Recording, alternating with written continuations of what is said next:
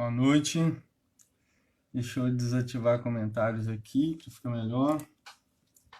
Bom, vamos lá compartilhar com vocês a segunda palavra, a segunda reflexão na pandemia. Semana passada nós falamos sobre o medo da morte, né? E como que essa pandemia tem intensificado o nosso medo da morte. E hoje nós vamos abordar um outro assunto. Então vamos orar, pedir a Deus direção e que fale com a gente. Senhor, nosso Deus, nosso Pai, em nome de Jesus, nós nos colocamos diante de Ti, pedindo ao Senhor que o Senhor possa estar conosco neste momento, em que quero compartilhar com todos que estão aqui ao vivo, todos que vão chegar e com todos a quem essa mensagem vai chegar, a Tua palavra, mais um assunto, mais uma reflexão em meio a essa pandemia que estamos passando. A oração que eu te peço, Senhor, é que o Senhor possa, Espírito Santo, me usar para falar com cada pessoa a quem essa mensagem vai chegar. Que o Senhor possa me usar para elevar Cristo e mostrar as verdades da Tua palavra, para que aqueles a quem o Senhor chamar possa crer nessa mensagem e possa depositar toda a confiança em Ti. Em nome de Jesus. Amém. Amém? Então vamos lá. Então, como eu disse, semana passada nós falamos sobre o medo da morte, a realidade da morte, a iminência da morte, né? O fato dela estar a todo momento nos rondando. O tema vai ser o coração da humanidade, né? O coração dos homens.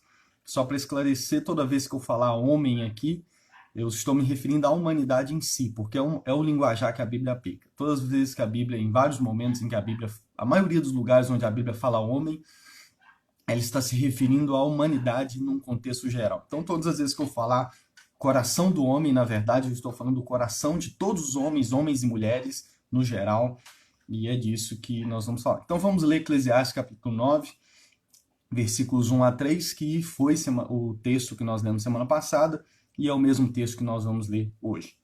Eclesiastes capítulo 9, versículos 1 a 3 diz assim: Refleti nisso tudo e cheguei à conclusão de que os justos e os sábios e aquilo que eles fazem estão nas mãos de Deus.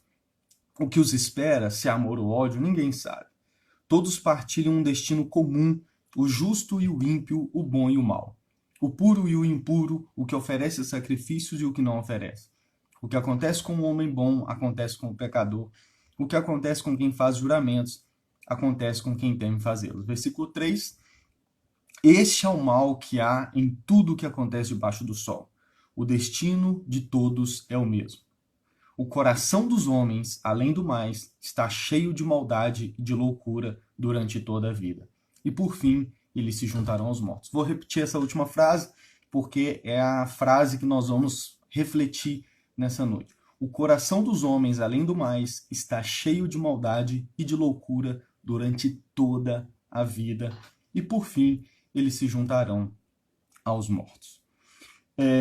Então, hoje nós vamos refletir, e eu quero compartilhar o que a palavra de Deus fala a respeito desse ponto de Salomão, dessa frase em que Salomão coloca no meio da reflexão a respeito da morte. Salomão, como nós falamos semana passada, ele refletindo sobre todas as coisas da vida, reflete sobre a morte, chega à conclusão de que a morte é o fim de todos os homens, que a morte não faz acepção de pessoas, independente se é bom, se é pecador, se é justo, independente se é religioso ou não, a morte é o destino de todos os homens. E no versículo final do versículo 3, ele diz essa frase: o coração dos homens, além do mais, está cheio de maldade e de loucura durante toda a vida. Essa é mais uma conclusão que Salomão chegou, após refletir sobre a vida. E essa conclusão que Salomão chegou, de que o coração dos homens, além do mais, está cheio de maldade e de loucura durante toda a sua vida, não é uma conclusão exclusiva de Salomão. Essa conclusão que Salomão chegou a respeito do coração do homem, a respeito do coração de toda a humanidade, não é exclusiva dele. Na verdade, ele resume nessa frase o que a Bíblia diz, na verdade, em toda ela. Se você ler toda a Bíblia, de Gênesis a Apocalipse, você vai ver essa verdade sendo descrita em toda a Bíblia. Então, Salomão resume nessa frase o que nós podemos dizer que é uma das verdades principais na Bíblia. E por que eu digo que é uma das verdades principais? Porque se você não levar a sério o que a Bíblia fala a respeito do coração dos homens, na verdade você não acredita nela. Então, através dessa frase de Salomão, de que o coração do homem está cheio de maldade e loucura durante toda a sua vida, pode resumir o que a Bíblia fala a respeito da natureza do homem e aqui da humanidade, desde a queda em Gênesis capítulo 3. Em Gênesis capítulo 3, acontece a queda do homem, o primeiro pecado, né? Através de Adão e Eva. E ali a Bíblia diz que por causa daquele primeiro pecado, a morte entrou no mundo e junto com ele, a partir daí, todos os homens pecaram. Então, a partir de Gênesis capítulo 3 até Apocalipse, essa verdade que a Bíblia vai falar a respeito do coração dos homens, Salomão resumiu nessa frase: o coração dos homens está cheio de maldade e de loucura durante toda a sua vida. Na teologia, nós costumamos chamar essa verdade de depravação total. A natureza, todo o ser do homem está totalmente depravado e sua inclinação sempre é para o mal e para o pecado. O que dizer que o homem está totalmente depravado significa? Significa que desde a primeira queda, desde a queda de Adão, o pecado domina o homem, o pecado domina o coração do homem, o pecado domina a vontade do homem, o pecado domina as atitudes do homem, o pecado reina no coração do homem e o homem está sempre inclinado ao mal. Dizer que o homem está totalmente depravado, dizer que o coração do homem está cheio de maldade e de loucura durante toda a sua vida, é dizer que a partir da queda de Adão, todo ser humano está dominado pelo pecado e, na verdade, ele sente prazer mais no pecado do que em fazer a vontade de Deus. Então, o homem está inclinado ao mal. Eu gosto sempre de usar um exemplo quando falo disso, é que você já reparou como que é muito mais fácil para a gente imitar aquilo que é errado? Já reparou? Desde que a gente é criança, até mesmo quando a gente se torna adulto, é muito fácil para a gente imitar o que é errado. Às vezes, para você ensinar uma pessoa a fazer algo certo, você tem que ficar repetindo, e talvez ela demora a pegar aquilo. Mas coisas erradas a gente aprende assim, ó. Eu me lembro de um acontecimento na minha infância, em que uma vez eu passando numa rua, indo para casa, eu vi um dos amigos assim da rua, do bairro ali, mostrando o dedo para uma outra pessoa, o dedo do meio. Cheguei em casa, eu me lembro que a minha mãe, não lembro o motivo, foi me corrigir, foi falar alguma coisa comigo, e qual foi a minha primeira reação? Mostrar o dedo do meio para ela. Ou seja, eu via uma pessoa mostrar o dedo do meio uma única vez. E um pouco tempo depois eu já estava mostrando o dedo do meio para minha mãe. Não vou entrar aqui o que resultou disso, porque essa é a história para um outro dia. Mas pare e pense, você vai ver. É muito fácil para nós imitar o que é errado. E às vezes você pode achar que esse é um exemplo bobo, mas não é. Isso é um sinal de que, de fato, o coração do homem está inclinado sempre a fazer coisas ruins. Uma frase que eu compartilhei nas minhas redes sociais esses dias, de um pastor, que ele diz assim: se Deus nos desse 1000 oportunidades, nas 1000 a gente falharia. Se Deus desse ao homem 1000 oportunidades, 1000 chances para fazer o que é certo, ainda assim nós escolheríamos o que é errado.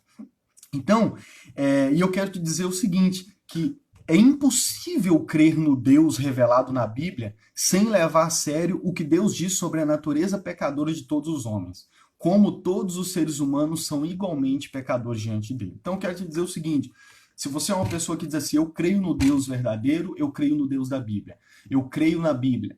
Se você diz que crê na Bíblia, diz que crê no Deus verdadeiro, mas não leva a sério o que Deus na Bíblia diz a respeito dessa verdade, de que todo ser humano é mau, de que o coração de todo ser humano está cheio de maldade e de loucura, e isso é durante toda a sua vida, se você não leva a sério essa verdade, você, na verdade, não crê em Deus.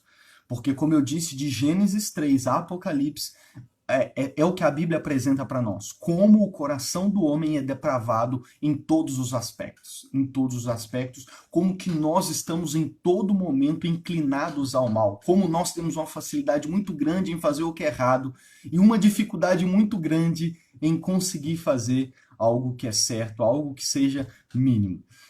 E esse é o motivo pelo qual existe morte no mundo. Eu citei semana passada.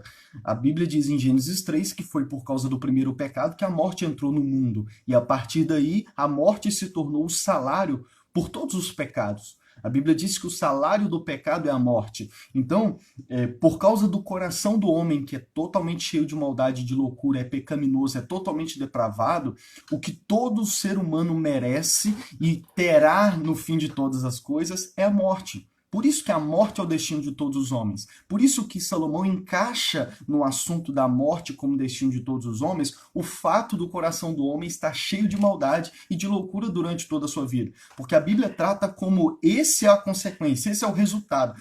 Essa é a recompensa por um coração cheio de maldade e de loucura. Então, Paulo, em Romanos, descrevendo essa natureza do homem, termina o capítulo 1 de Romanos dizendo assim, ó, vou ler do 29 ao 32, Romanos capítulo 1. Tornaram-se cheios de toda sorte de injustiça, maldade, ganância e depravação.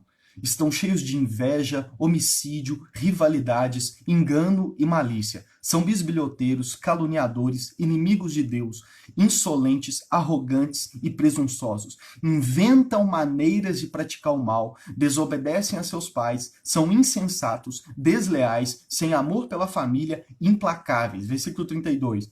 Embora conheçam o justo decreto de Deus, de que as pessoas que praticam tais coisas merecem a morte, não somente continuam a praticá-las, mas também aprovam aqueles que as praticam. Olha esse último versículo.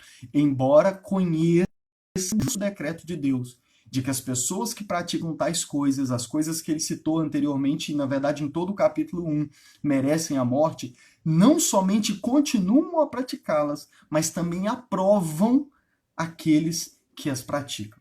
Essa é a descrição do coração do homem. Aqui Paulo está desenvolvendo o que Salomão resumiu em uma frase. O coração do homem é cheio de maldade e de loucura. Eles inventam novas maneiras de fazer o que é mal.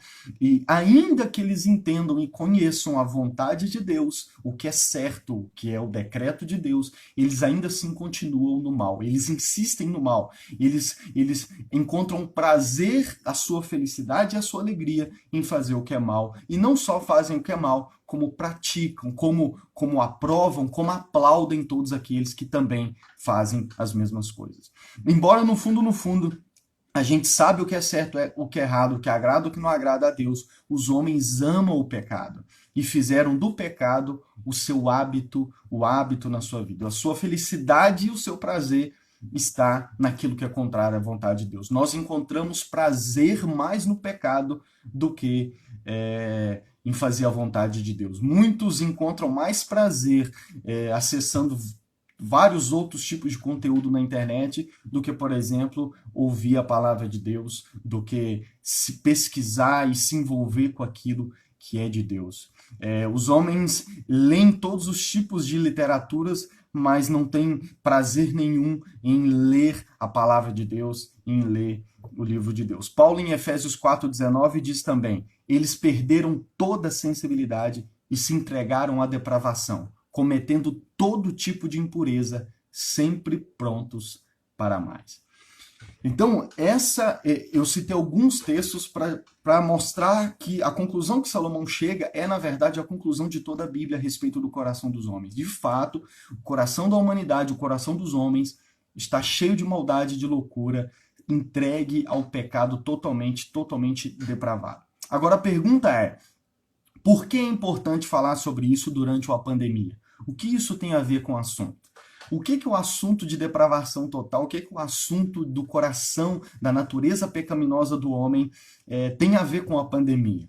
Bom, o motivo que eu coloquei e queria falar é o seguinte: porque uma das primeiras coisas que a humanidade faz diante de catástrofes naturais, como é o caso da pandemia, é questionar e até mesmo acusar a Deus de não ser bom, por ele não fazer nada e deixar isso acontecer. Então, por que falar da depravação total, da maldade no coração do homem é importante nessa época de pandemia? Por quê? Porque a pandemia é uma catástrofe natural. A pandemia, que é gerada por um vírus, ela se encaixa na categoria de catástrofes naturais, coisas que acontecem que o ser humano não tem, em primeiro lugar, o ser humano não é o causador em primeiro lugar, ele não é a fonte daquilo, é um vírus e acometeu o ser humano.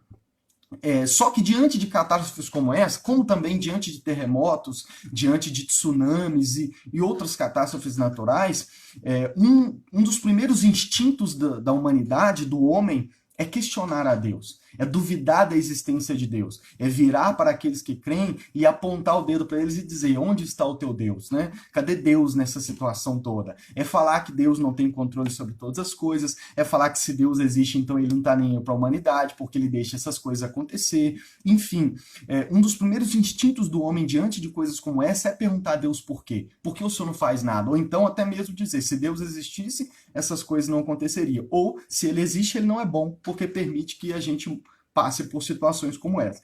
Mas, na verdade, isso é mais uma hipocrisia. Esses argumentos, essas acusações, é hipocrisia. E digo mais, é rebeldia contra Deus. É mais um sinal da depravação total do coração do homem. O homem acusa Deus de algo que ele é mal. Nós acusamos a Deus de não fazer nada, quando na verdade somos nós que não fazemos nada. Então, o homem, diante de situações como essa, acusa Deus de ser mal. Ah, não, se Deus fosse bom, ele não permitia que coisas acontecessem. Se Deus fosse bom, ele não ia permitir que a pessoa que eu amo morresse de Covid-19 ou morresse de qualquer outro motivo. O nosso primeiro instinto é acusar a Deus, principalmente, ainda que a gente acredita, mas a gente diz: não, então Deus não é bom. Isso é uma acusação e é rebeldia contra Deus. Por quê? Porque nós somos hipócritas. Nós acusamos a Deus de algo que, na verdade, nós somos. Nós somos maus. Diante de situações como essas, nós perguntamos: por que Deus não faz nada? Quando, na verdade, somos nós que não fazemos nada. Tem um filme que eu gosto muito, que numa cena em que o pastor está evangelizando um jovem, ele dá para ele uma gravação de um áudio, e nesse áudio o jovem ouvindo, ele ouve o pastor falar a seguinte coisa: que no mundo de hoje Deus não tem uma boa reputação por causa de tudo ruim que acontece.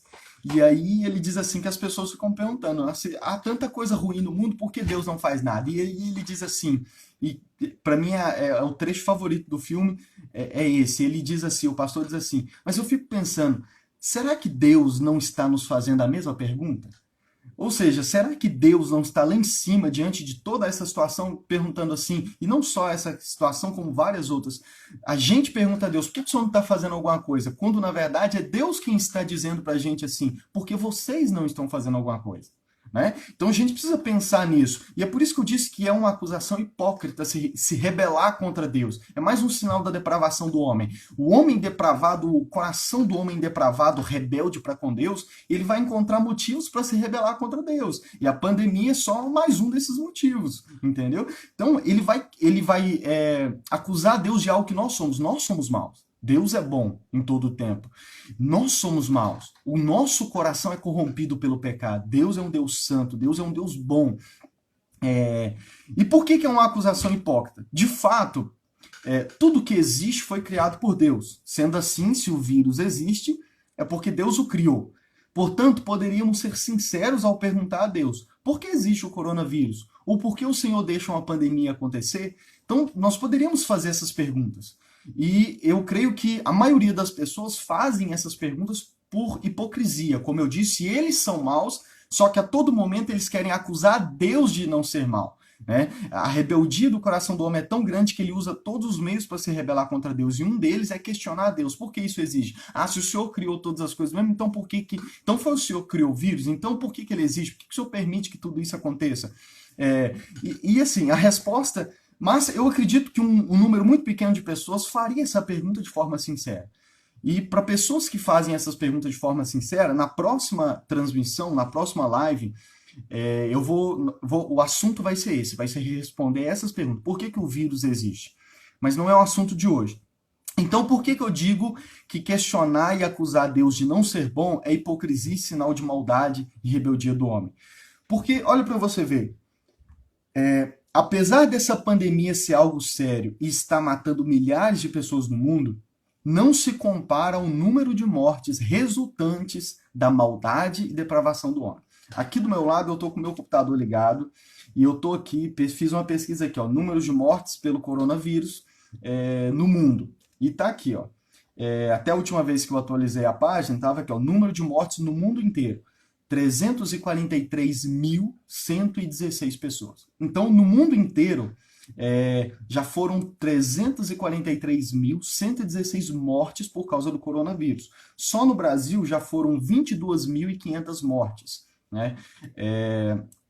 Então, o que eu quero dizer? Apesar do número de mortes por causa do coronavírus já ter passado, né, ser absurdo, ser um número muito grande, se a gente for analisar, se a gente for fazer uma pesquisa breve na internet, a gente vai ver, e se a gente for estudar a história, talvez não precise ser na internet, vai pegar os livros de histórias, mas se a gente for sério, a gente vai ver que, por mais que é triste, o número de mortes no mundo inteiro por causa do coronavírus, o número de mortes por coronavírus, e poderíamos até juntar com a última pandemia, né, de quase 100 anos atrás, 1900 e quase 100 anos não, né, mais de 100 anos atrás, em 1918, que se fala muito nessa época de pandemia, poderíamos juntar o número de mortes dessas duas pandemias, não daria o número de mortos na história da humanidade resultantes da maldade e da depravação do homem. O que eu quero dizer com mortes resultantes da maldade e da depravação do homem? Pense nas duas guerras mundiais. As duas guerras mundiais juntas, a Primeira Guerra e a Segunda Guerra Mundial juntas, elas mataram bilhões de pessoas, sem contar as outras guerras que os homens já fizeram. Então pensa, as duas guerras mundiais, e você sabe que as duas guerras mundiais foi por causa da depravação do homem. É o homem guerreando contra o homem, por motivos, não vamos entrar nos motivos aqui, mas motivos políticos, motivos fúteis. As duas guerras mundiais juntas mataram bilhões de pessoas. Mataram bilhões de pessoas, sem contar as outras guerras. É só você pegar o livro de história, é só pesquisar na internet, guerras que aconteceram no mundo. E guerras são feitas por homens. Homens fazem guerras. Homens levantam-se contra outros homens. Nações se levantam contra outras nações. Então, apesar do número de mortes por coronavírus ser grande, ainda não passou, e eu creio que não vai passar, o número de mortos só nas duas guerras mundiais que nós tivemos na história da humanidade. Outra coisa, eu fiz uma pesquisa pesquisando sobre essas mortes geradas pelo homem. Eu fiz a pesquisa lá, apareceu a pesquisa sobre assassinatos em massa sobre regimes comunistas. E você vai ver que, quando você pesquisa na internet assassinatos em massa sobre regimes comunistas, sobre regimes ditadores, o número absoluto de mortes na história do mundo nem é absoluto. Nunca se chegou a um número exato do número de mortes. Mas as estimativas, segundo o site que eu li, dizem que foram dezenas de milhares. Olha para você ver. Dezenas de milhares de mortes causadas por regimes comunistas, por regimes ditadores em países espalhados pelo mundo inteiro. E esses regimes comunistas são gerados por quem? Resultado, é fruto de quê? Da depravação do coração do homem. Segundo, outra coisa, pense no número de mortes por causa das perseguições políticas e religiosas. Ao longo da história do mundo, as perseguições por causa de política e por causa de religião, e todas as religiões, também matam milhares de pessoas todos os anos. Ao longo da história, matou milhares de pessoas. Pensa no número de mortes pela máfia, causado pelas organizações terroristas. Pense no número de mortes. Pense no número de mortes pelas bombas de Nagasaki e Hiroshima. Talvez você lembre do nome Nagasaki e Hiroshima do seu livro de história, né, porque você estudou. Nagasaki e Hiroshima são nomes de duas cidades onde o homem lançou bombas atômicas lá. E não só matou milhares de pessoas na própria explosão, como deixou milhares de mortos, milhares de consequências ao longo da história. Pense em países que constroem sua economia, fabricando todos os tipos de armas e vendendo para países onde há ditaduras, que não estão nem aí para os direitos humanos e geram também milhares de mortes todos os anos. Pense na indústria do aborto e seus milhares de assassinatos todos os anos. Pense nas mortes por causa de fome em todo o mundo, que o homem deixa morrer porque está investindo seu dinheiro na construção de armas e muitas outras coisas inúteis, ao invés de usá-las para alimentar essas pessoas. É por isso que, diante de uma pandemia mundial, de questionar e acusar Deus é hipocrisia e mais um sinal de nossa depravação e rebeldia. É tentar atribuir a Deus um problema que existe e está em nós. Então, esses exemplos, e teria muitos outros, mas eu coloquei só esse, senão a gente ia ficar só dando essa lista. Embora o número de mortos por pandemia nos assusta, o número de mortes que é causada pelo próprio ser humano, como eu disse, essa pandemia não é necessariamente gerada pelo homem, não foi o homem quem gerou, mas o homem tem gerado bilhões de mortes na história do mundo. Por isso que o homem virá e acusar Deus de ser mal, porque nós estamos passando por uma pandemia, é hipocrisia, é mais um sinal de rebeldia, é mais uma prova da depravação total do homem. Agora, você pode estar pensando aí agora, concordo com você, concordo com tudo que você falou aqui agora. E ainda bem que eu não faço parte de nenhum desses exemplos que você deu. Será mesmo? Será? Será que você não faz parte de um desses exemplos que eu dei? Ouça o que Jesus diz em Mateus capítulo 5, versículo 21 e 22. Olha o que Jesus diz. Vocês ouviram o que foi dito aos seus antepassados. Não matarás, e quem matar estará sujeito a julgamento. Mas eu lhes digo que qualquer que se irá contra o seu irmão estará sujeito a julgamento. Também qualquer que disser a seu irmão, raca, será levado ao tribunal. E qualquer que disser, louco, corre o risco de ir para o fogo do inferno. João completa dizendo em 1 João capítulo 3, versículo 15, João diz assim na sua carta, quem odeia seu irmão é assassino, e vocês sabem que nenhum assassino tem vida eterna em si mesmo. Então Jesus falou assim, olha, no passado vocês ouviram que quem assassinar alguém vai ser julgado. E na lei do Antigo Testamento era olho por olho, dente por dente. A recompensa por assassinar alguém era a própria morte, era olho por olho, dente por dente. Jesus diz assim, mas eu digo para vocês hoje, que qualquer um que disser qualquer palavra, seja raca, que uma tradução mais simples hoje seria imbecil, ou louco, que eram palavras, talvez essa palavra louco não é tão pesada na modernidade hoje, mas no passado era. Ou seja, dependendo das palavras que você disser para as pessoas ao seu redor, dependendo da maneira como você se comportar para com as pessoas ao seu redor, João disse, aquele que odeia o seu irmão, aquele que odeia é assassino. Então deixa eu te ajudar a entender. Jesus disse que nós podemos matar uma pessoa em vida.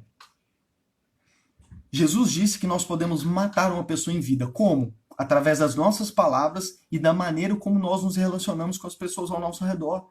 Dependendo da maneira como nós nos relacionamos com as pessoas ao nosso redor, nós estamos assassinando.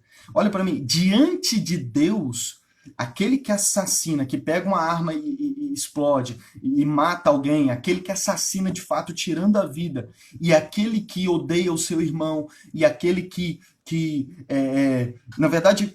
O que Jesus está dizendo é, todas as vezes que nós insultamos, menosprezamos, ridicularizamos, humilhamos, condenamos, julgamos, toda vez que nós cometemos qualquer mau comportamento, todas as vezes que nós ofendemos alguém, julgamos, humilhamos, desprezamos, nós somos a geração do bullying, né? Nós somos a geração do bullying, a geração que zomba, que faz... na verdade, vou resumir, porque eu já estou... Dependendo das palavras e da maneira como nós nos relacionamos com o nosso próximo, Jesus disse, vocês estão assassinando essas pessoas. E deixa eu dar exemplos mais claros. Como é o seu relacionamento com seus pais?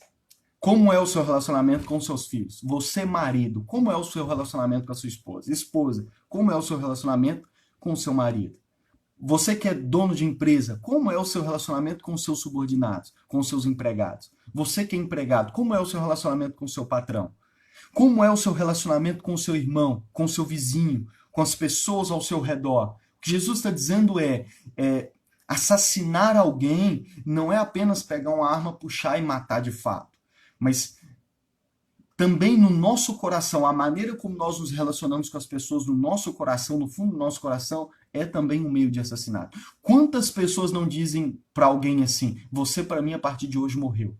Quantos filhos já não olham mais na cara dos pais? Quantos pais já não olham mais para a cara dos filhos? Quantos irmãos, por causa de brigas, já não se falam mais? E deixa eu te dizer, são exemplos do que Jesus disse em Mateus 5. É exemplo do que João estava dizendo. Quando você odeia, dependendo da maneira que você se relaciona com as pessoas, você está assassinando. E aqui eu quero dizer o seguinte, abre parênteses. Isso não significa que a gente não vai ter problemas, conflitos. Isso não significa isso. Não significa que alguém vai fazer algo que vai nos deixar bravos, irados e tudo mais. Mas significa que problemas acontecem para serem resolvidos. O problema é quando você não resolve esse problema e você mata a pessoa dentro de você. Você mata a pessoa com suas palavras. Quando aquela famosa frase, né? Uma palavra às vezes dói mais do que um soco. Então, basicamente é isso que Jesus estava dizendo. E aí eu digo para você, será mesmo que você não se encaixa no grupo das pessoas, do homem totalmente depravado, da mulher totalmente depravada, que tem matado pessoas por aí?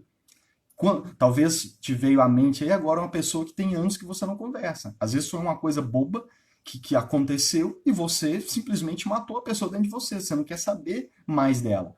Deixa eu te dizer, nós não somos diferentes daqueles que assassinam. Nós não somos diferentes de Hitler, de Stalin. Porque diante de Deus não há essa diferença. O que Jesus estava dizendo é, nós podemos matar uma pessoa em vida, dependendo da maneira como nós nos relacionamos com ela. Outro ponto, a maneira como nós estamos reagindo à pandemia pode produzir resultados piores do que o vírus em si. Ou seja, a pandemia está aí, tá, mas a maneira como nós, seres humanos, estamos lidando com essa pandemia pode gerar resultados piores do que o vírus em si. Pode matar muito mais pessoas do que o próprio vírus em si. Quando nós ouvimos falar de mortes pela pandemia e respondemos, e daí? Né? Quando a gente ouve o número de mortes e tudo mais, e a gente diz para a pessoa, e daí? Né? Estamos batendo palmas para o vírus. Né? E, na minha opinião, a gente acaba se tornando pior do que o vírus em si. Vou dizer mais. Quando usar máscara, quando usar uma máscara torna uma atitude para proteger outras pessoas, para proteger alguém, e nós não usamos, estamos caindo no mesmo pecado de assassinato. Quando o simples fato de eu usar máscara pode ser uma atitude para guardar e proteger a vida, e eu não o faço, eu estou me levantando contra a vida. Eu estou pecando contra o valor que a vida tem. Então, eu não me torno pior do que todos esses homens que já trouxeram milhares de mortes para o mundo. Quando manter o isolamento e aprender o distanciamento social também se torna uma atitude para proteger a vida do outro e a minha própria vida, e eu não o faço, e eu me rebelo contra essas atitudes, eu também estou me rebelando contra a vida. Então, e detalhe, como o coronavírus usa o ser humano para se propagar. Então, dependendo da atitude de nós, seres humanos, nós podemos ser o veículo desse vírus e podemos aumentar o poder desse vírus. Nós podemos aumentar o poder dele. Ele só vai aonde a gente vai. Então, eu penso que no final das contas, a nossa responsabilidade, a responsabilidade de nós, seres humanos, é muito maior do que a responsabilidade de um vírus, se é que a gente poderia dizer assim. É por isso que a Bíblia afirma em Romanos capítulo 3 o seguinte, Romanos 3, versículos 10, 11, 12 e 23, diz assim, ó, como está escrito, não há um justo sequer, nenhum sequer, não há ninguém que entenda, ninguém que busque a Deus. Todos se desviaram, tornaram-se juntamente inúteis, não há ninguém que faça o bem, não há nenhum sequer, pois todos pecaram e estão destituídos da glória de Deus. O que esse texto está dizendo é a mesma coisa que Salomão disse, que o capítulo 1 disse. Todo ser humano pecou, está destituído da glória de Deus. Todo ser humano está sob o domínio do pecado. Todo ser humano é totalmente depravado. Todo ser humano tem dentro de si uma queda pelo pecado. E todo ser humano, por causa disso, é indesculpável diante de Deus. Nenhum de nós somos inocentes. Nenhum de nós somos inocentes. Eu não sou Hitler, mas eu não sou mais inocente do que ele foi. Eu não sou os governadores que estão tomando atitudes erradas diante de uma pandemia Brasil afora e mundo afora, mas eu não sou mais inocente do que eles. Na verdade, se você se acha mais inocente do que pessoas desse tipo, você ainda não entendeu a mensagem da Bíblia. Você ainda não entendeu o que é depravação total. Você ainda não se compreende. Você ainda não sabe o coração que você tem. É por isso que Jeremias vai dizer que enganoso é o coração mais do que todas as coisas. Quem o conhecerá? Nós, no fundo, nós não temos noção. E isso é resultado da depravação total que afeta até a nossa compreensão de nós mesmos. Nós não temos noção, ideia do quão ruim nós somos. E se você achar que é bonzinho demais, como muitos acham, você ainda está longe da verdade, ainda está longe de Jesus, ainda está longe de crer no Evangelho de Jesus. Então, a conclusão que Salomão chega é a conclusão que todos nós temos que chegar. É impossível a gente ler a Bíblia, a gente ver a revelação de Deus na Bíblia e não chegar a essa conclusão e, detalhe, não levar a sério essa conclusão. Nós precisamos levar a sério quando Deus diz em toda a Bíblia que o coração do homem está cheio de maldade e de loucura durante toda a sua vida. Agora, a próxima pergunta é: por que então Deus não faz nada? Se o ser humano é do jeito que é, por que Deus então não faz nada? E alguns usam essa pergunta até como mais uma acusação. Deus, se a gente é ruim mesmo, então por que o Senhor não faz nada? Bom, a resposta, se você fizer essa pergunta sinceramente, a Bíblia responde a ela. E a Bíblia diz o seguinte, a Bíblia diz que Deus, quando a gente pergunta por que Deus não faz nada, a resposta da Bíblia é: ele já fez e ele ainda vai fazer. O já fez é dividido em duas coisas. É dividido em duas partes e eu vou deixar essa segunda do já fez para o final. Mas a primeira coisa que Deus já fez é mostrar que ele é justo. O que eu quero dizer com isso? Você já deve ter ouvido a história do dilúvio, quando Deus enviou chuva durante 40 dias e matou todo o ser humano.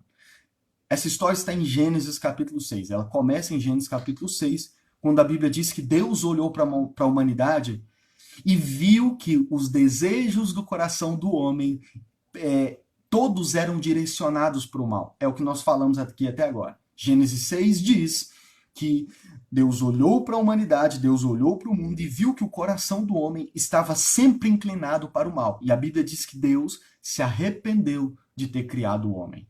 E ele então decidiu matar todo mundo. E eu não tenho medo de usar essa expressão. Deus decidiu matar todo mundo. Escolheu Noé e a sua família, total 8 pessoas, através da graça e misericórdia dele, para permanecerem vivos, construírem a arca, a famosa arca de Noé, e recomeçar de novo após o dilúvio. E o que a Bíblia relata é que, de fato, Deus fez isso. Deus matou todo ser humano. Ali, Deus deu a primeira prova de que ele é justo. Porque quando a maldade no coração do homem se multiplicou e ele viu que só inclinava para o mal, ele decidiu matar e ele matou todo mundo. Lembra da história de Sodoma e Gomorra? Também relatada em Gênesis, era uma cidade totalmente depravada. Sodoma e Gomorra, até mesmo no meio daqueles que não creem na Bíblia e tudo mais, é símbolo de depravação, é símbolo de maldade. Sodoma e Gomorra.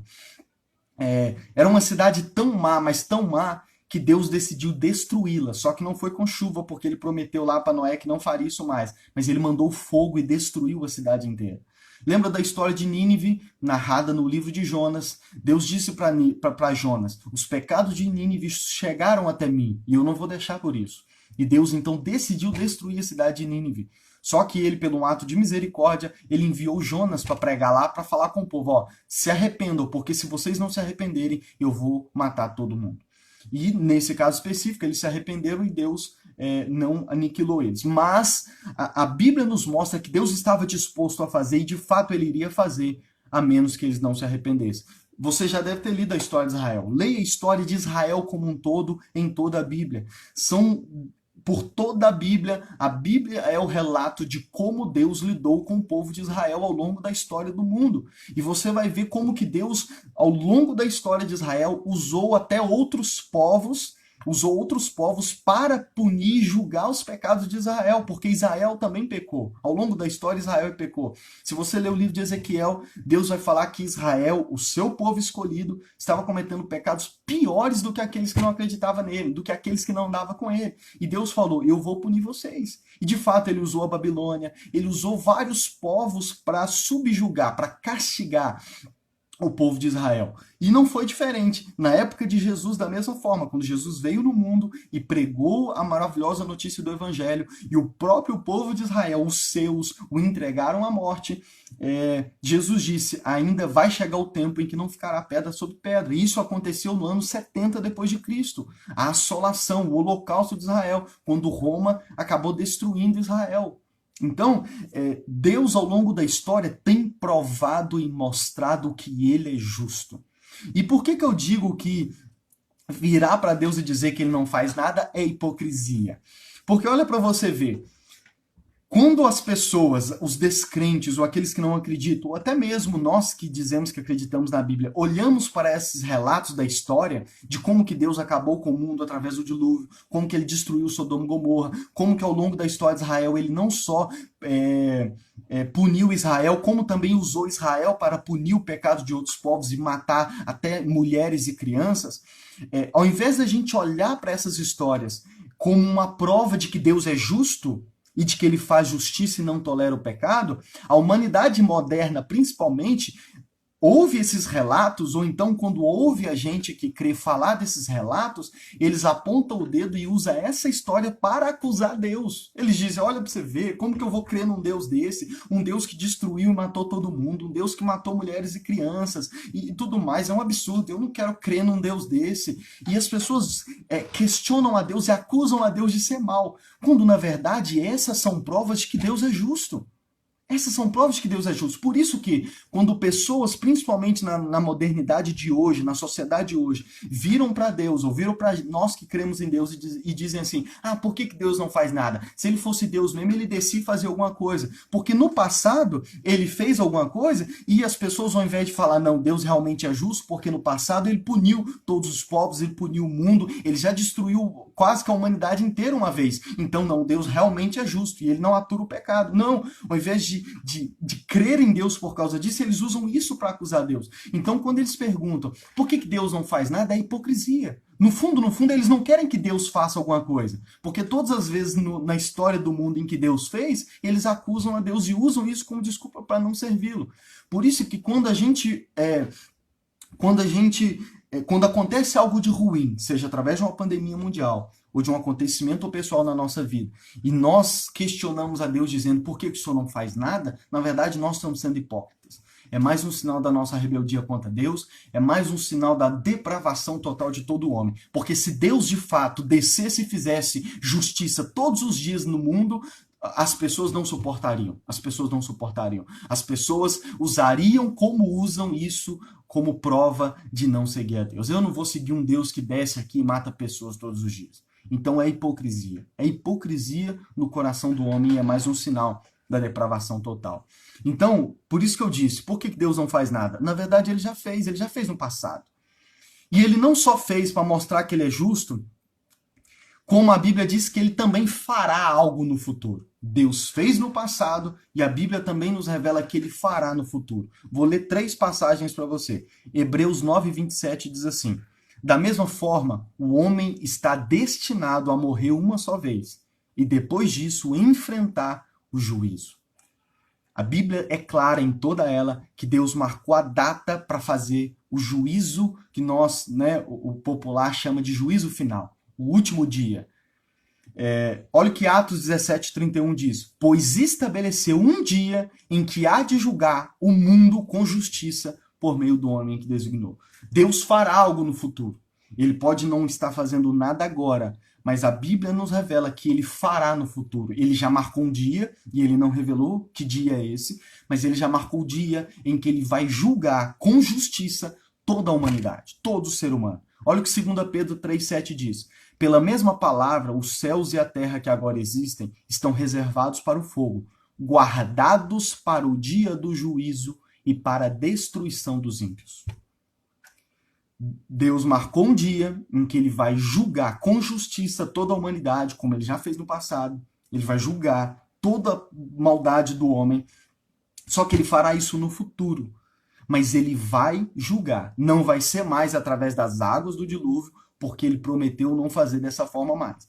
Mas Pedro aqui diz que todo ímpio está reservado para o fogo, guardados para o dia do juízo, para a destruição dos ímpios. Ímpio é uma palavra que a Bíblia usa para se referir ao homem depravado, ao homem rebelde para com Deus, ao homem que acusa a Deus, ao homem que se rebela contra Deus. Então, a Bíblia revela que Deus pode não estar fazendo nada agora, mas o fato dele não estar fazendo nada não é que ele fechou o olho e não está nem aí para o que a gente faz, para o que os homens fazem aqui embaixo.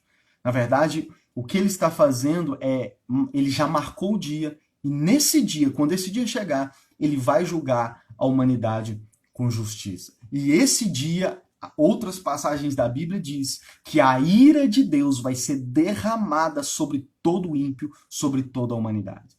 Então eu quero dizer o seguinte, Deus já fez no passado para provar que ele é justo e não tolera o pecado. E ele revela em toda a Bíblia que ele fará algo no futuro, que ele já marcou um dia, onde ele vai julgar com justiça toda a humanidade.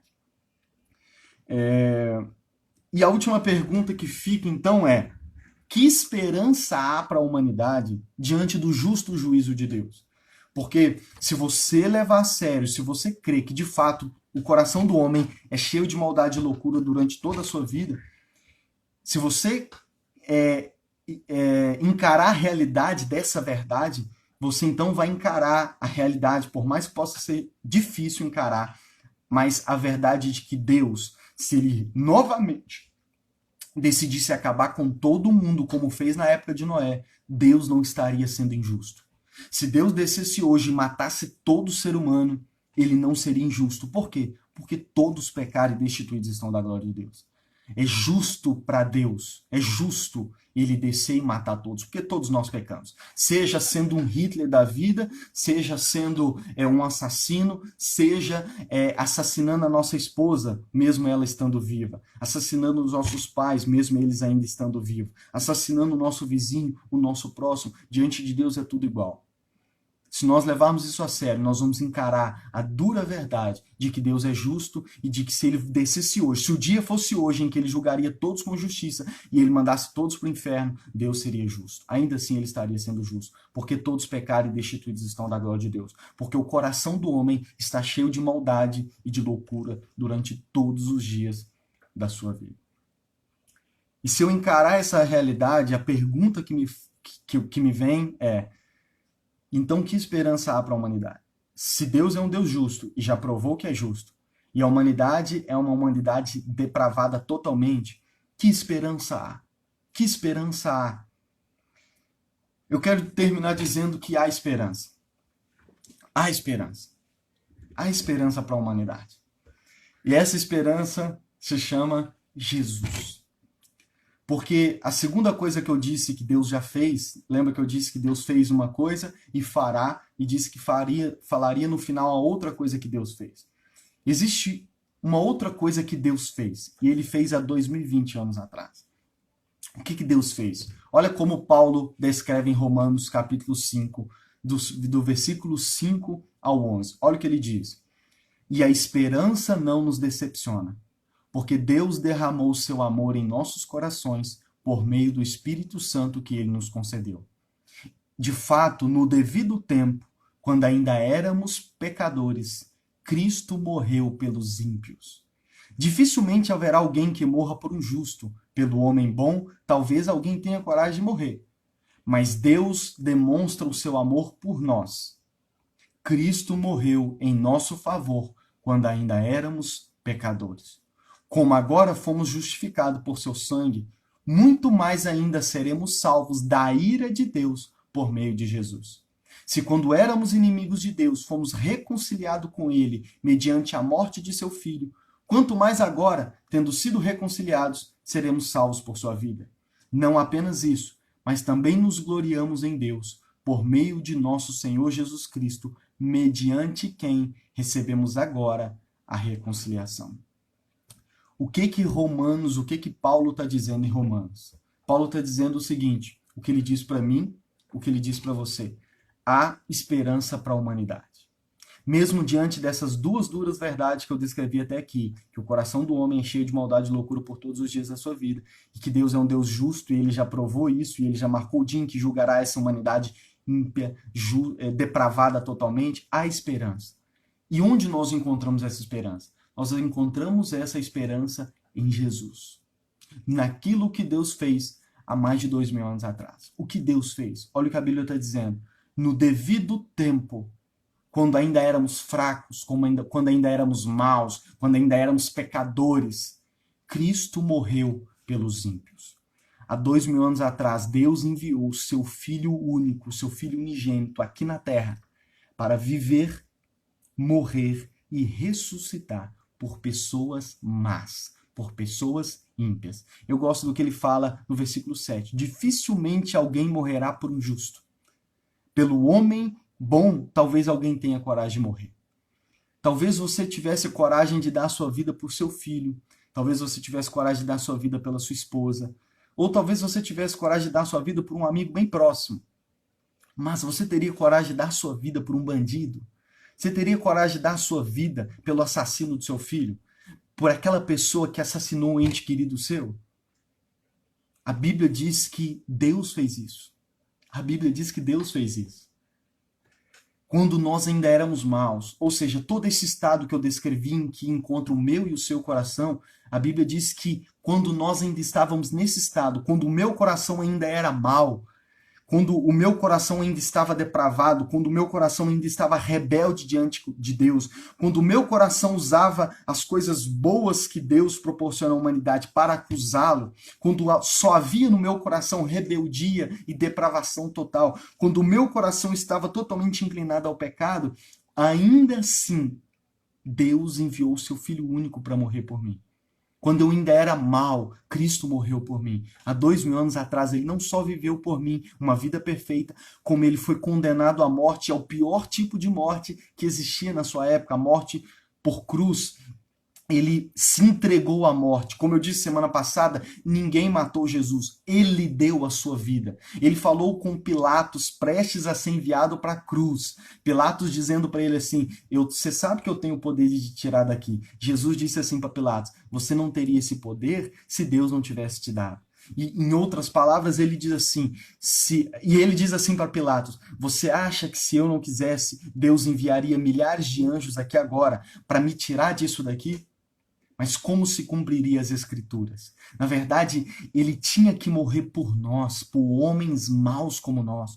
Como pode? Essa é uma prova de que Deus é bom, e isso é uma prova de que Deus é amoroso, que mesmo diante de situações ruins, de coisas ruins que acontecem no mundo, ainda assim Deus permanece bom, e Deus revela em meio a todo esse caos no mundo o seu amor para conosco. Por quê? Qual é a prova maior? Qual é a prova maior de que Deus é bom? Qual é a prova maior de que Deus ainda assim é amoroso? É o fato de que há 2000 anos atrás ele enviou o seu único filho para vir na terra, viver na terra, ser traído, ser decepcionado, sofrer todos os tipos de tentações. O próprio diabo, o próprio Satanás tentou Jesus no deserto.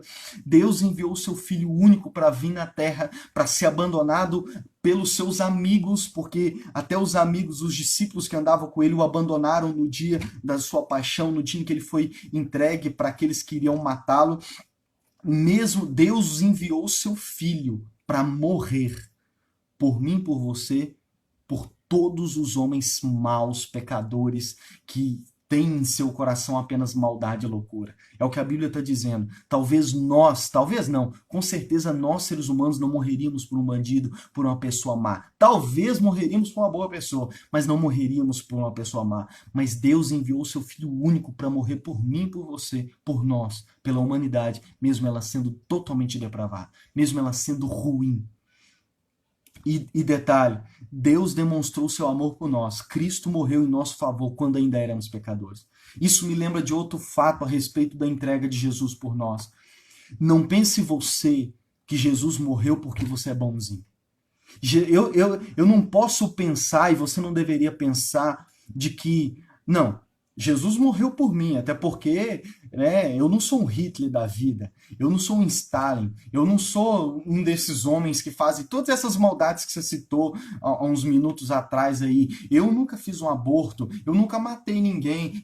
Não pense que Cristo morreu por você porque você é bom. Não pense você que você é bom comparado a outras pessoas. Ah, não, comparado com um assassino, com um estrupador, eu sou bom. Não, diante de Deus não tem essa diferença. Todos somos depravados, todos somos maus, todos temos em nosso coração loucura e maldade todos os dias da nossa vida.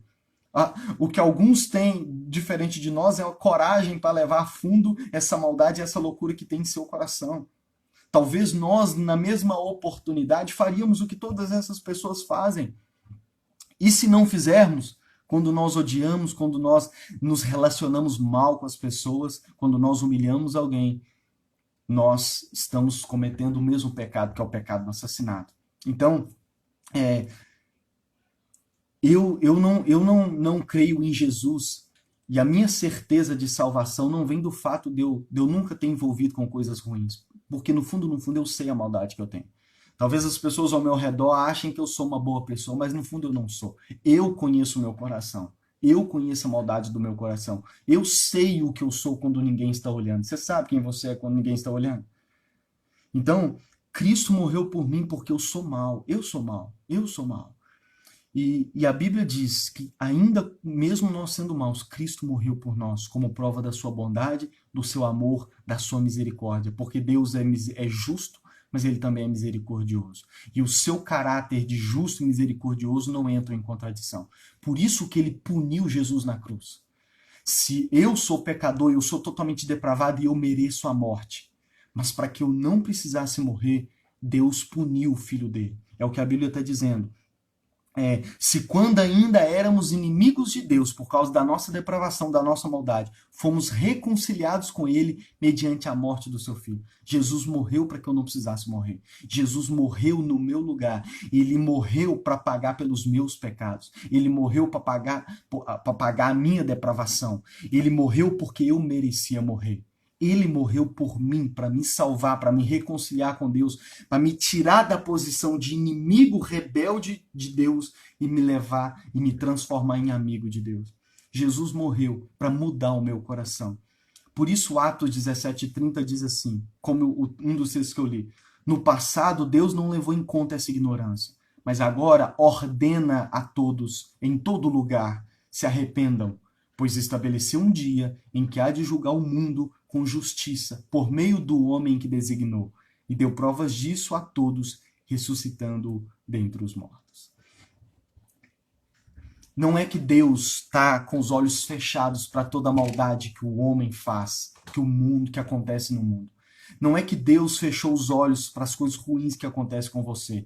Não é que Deus fechou os olhos para coisas ruins que você faz, que você pratica, seja em público ou no secreto. Não é que Deus fechou os olhos e ele não está fazendo nada. Não é que Deus não faz nada vendo todo esse caos no mundo. O fato é que duas coisas ele já fez no passado. Uma delas foi mostrar que é justo. A segunda, ele marcou o dia em que irá fazer. Ele há de julgar a humanidade com justiça. E Hebreus capítulo 2, se não estou enganado, diz assim: se Deus não perdoou o mundo lá no passado, vocês acham que ele vai perdoar as pessoas do nosso tempo?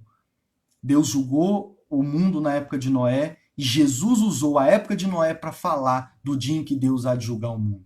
E ele diz que esse dia vai vir como um ladrão, sem avisar. Onde então podemos encontrar esperança? A esperança está em confiar na obra que Jesus fez por mim e por você. A esperança está, em primeiro lugar, reconhecer que somos realmente depravados, reconhecer a nossa loucura, reconhecer que no nosso coração só há maldade e loucura, e que se Deus não mudar o meu coração, não me fizer nascer de novo, eu serei como Hitler, eu serei como Stalin, eu serei como todos os outros. Me arrepender desse meu estado de rebeldia e depositar toda a minha fé, esperança e confiança no que Jesus fez por mim.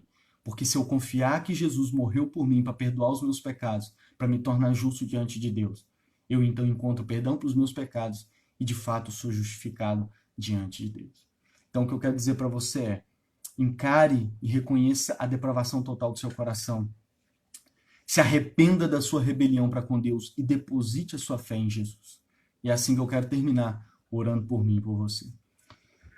Senhor Deus, que Espírito Santo use essas palavras, use essa mensagem para alcançar o coração de cada um dos que estão me ouvindo e dos que vão me ouvir. Convença-nos do pecado, da justiça e do juízo. Convence a cada um de nós da nossa depravação total, da nossa loucura, da nossa maldade. Nos ajude a arrepender, gera em nós o verdadeiro arrependimento. E ensina-nos a depositar fé em Cristo e na obra que Ele fez por nós para perdão dos nossos pecados. Para que assim a gente possa encontrar no dia do juízo final misericórdia diante de Deus. Em nome de Jesus. Amém? Então, eu desafio você, encare a realidade de que você é mau, se arrependa dessa maldade e deposite a sua fé única e exclusivamente em Jesus e na obra que Ele fez por você para te salvar.